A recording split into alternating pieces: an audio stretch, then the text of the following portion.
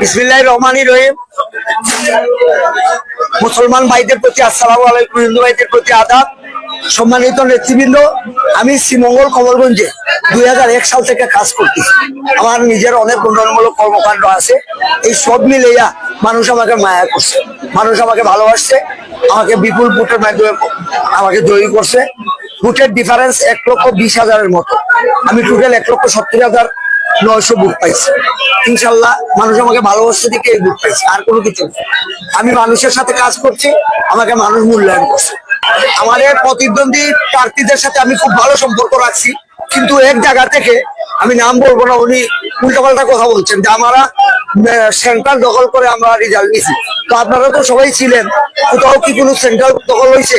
কোথাও কোনো ওনার vote difference হচ্ছে ওনার সাথে আমার 1,20,000 ডিফারেন্স। যিনি এই বক্তব্য করছেন, আমি নিন্দা জানাই এইসবের, কারণ বুঝিয়ে কথা বলা উচিত সবাইকে। আমি আসলে এখনো নিজে বলতে পারতেছি না কিভাবে আমাকে দল সহযোগিতা করবে, কিভাবে আমি এলাকার সাহায্য করব।